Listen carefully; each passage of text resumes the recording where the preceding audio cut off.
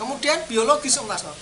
Nah, ada penyakit tertentu. Contoh yang jelas, kalau sapi atau domba kambing kena penyakit cacing hati. Nah, di sini limfoglandula atau kelenjar di sini tuh bengkak Om Tasno.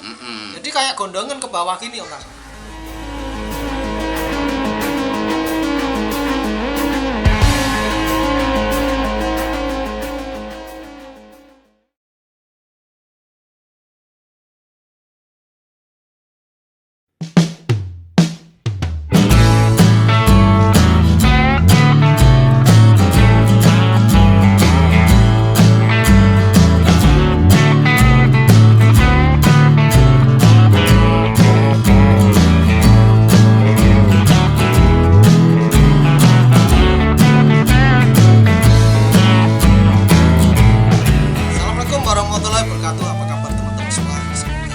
Sehat dan rezeki selalu lancar dan tetap optimis. Sip.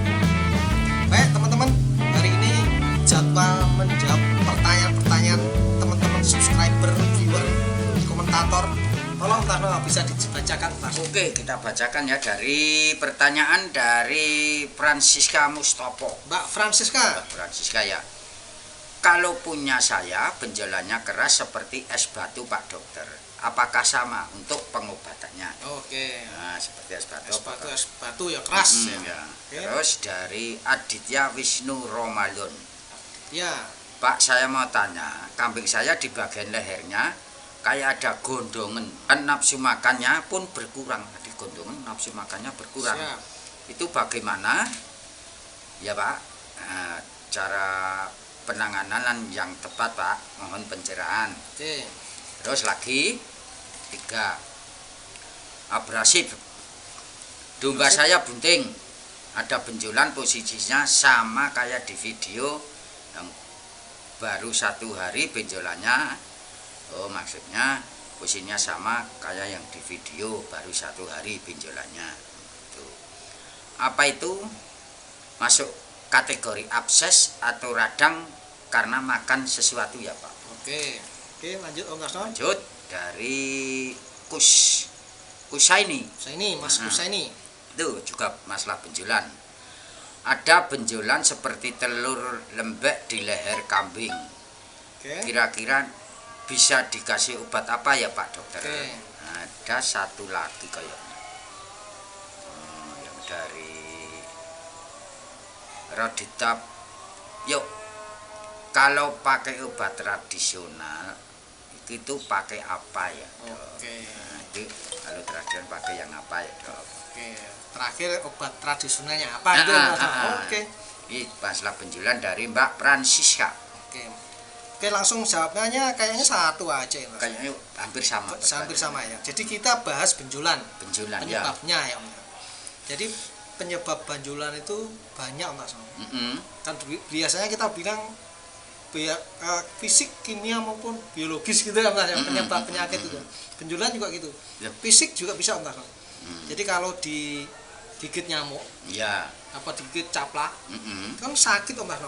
Ya. Digosok-gosok kan gini ya Mas. Kan digosok-gosok kan sapi kadang-kadang gini gitu ya. Ya. Nah, itu kalau terlalu banyak gosoknya itu jadi abses Om Mas. Jadi bisa bengkak dan bisa berair jadinya. Nanti abses. Jadi harus obatnya harus dioperasi, operatif. Nah, kalau enggak kadang-kadang itu bisa pecah sendiri. Bisa, oke. Bisa. Kemudian pertama itu fisik.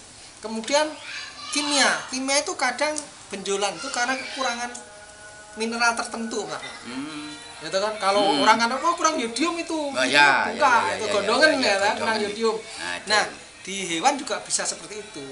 Jadi kalau kurang mineral tertentu itu bisa seperti itu juga Om Tasno. Nah, itu karena kurang mineral. Jadi penanganannya bisa tambah mineral. Nah, itu bisanya pencegahan Om Tasno. Kalau sudah terlanjur bengkak ya susah. Ya. Susah ininya sembuhnya. Kemudian biologis Om Tasno. Nah, ada penyakit tertentu. Contoh yang jelas, kalau sapi atau domba kambing kena penyakit cacing hati. Nah, di sini limfoglandula atau kelenjar di sini tuh bengkak Om Tasno. Jadi kayak gondongan ke bawah gini Om Tasno. Nah, sapi itu gondongan. Nanti bisa dilihat, saya kasih fotonya ya di video ya. Nanti gondongan yang karena biologis. Makanya penyakit obatnya apa? Gitu kan ya pertanyaan. Obatnya apa? Obat kimia maupun tradisional ya pertanyaan. Oke. Jadi karena itu penyebabnya, pertama caranya diraba maksudnya. Mereka itu diraba keras atau lunak. Lunaknya gitu. Kalau lunak berarti kemungkinan abses. Nah, lunak bisa ini terapinya operatif Om Tarno. Tidak bisa dikasih obat apa kalau lunak ada airnya itu harus dicoblos. Operatif. Untuk mengetahui operatif itu dikeluarin cairannya. Ya. Nah, kita kan udah pernah bikin video sapi itu kan pernah cairan begini. Ya kan. Di layar di sini. Nah, itu masuk kategori abses atau itu abses. gitu. Nah, itu kalau itu abses. Jadi kalau abses itu ada air harus dikeluarin. Nah, kemudian kalau biologis, kalau biologis kan ada kebengkakan di limfoglandula. Biasanya di sini di dekat-dekat telinga, di dekat telinga, di bawah ini rahang. Nah, seperti itu kemudian limfoglandula. Nah, itu kalau biologis apa? Makanya saya biasanya kalau penyakit ini kebengkakan di situ, kita kasih obat cacing yang suntik Om Tasno. Oh, disuntikkan. Disuntik ivermectin. Biasanya kasih ivermectin sama oxytetracycline. Oxytetracycline itu antibiotik yang broad spectrum atau spektrumnya luas. Biasanya kadang-kadang disuntik itu udah sembuh sendiri, udah kempas sendiri. Nanti kadang-kadang kalau dia penyakitnya karena tadi kimia atau kekurangan mineral tertentu ya nggak bisa. Itu pelan-pelan sekali baru kempasnya tuh nggak bisa cepat. Ya, tapi memang tidak bisa total terus kan sembuh totalnya nggak bisa. Kalau kurang mineral tertentu tetap agak bengkak sedikit, tetapi akan berkurang kebengkakan. Itu termasuk kategori kimia. Karena tantangan kimia kekurangan bahan mineral. Jadi fisik bukan, itu bengkak keras. Kalau bengkaknya keras tidak boleh dicoblos. Karena itu kemungkinan limfoglandula yang membengkak.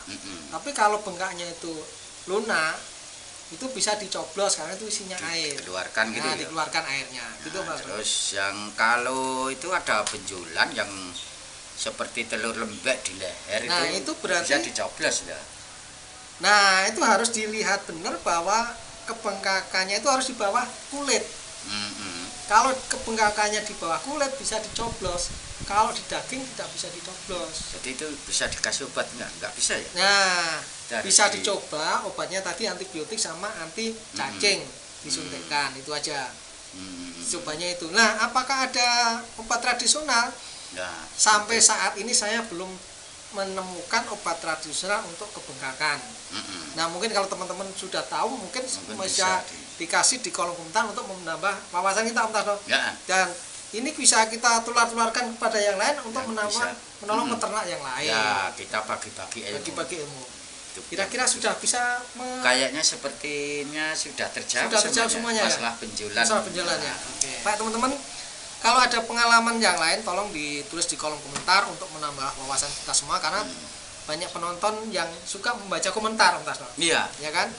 Kemudian untuk semuanya, viewer, subscriber, likers, diucapkan terima kasih dan didoakan semoga semua sehat dan rezeki lancar dan semoga Indonesia menjadi lebih baik.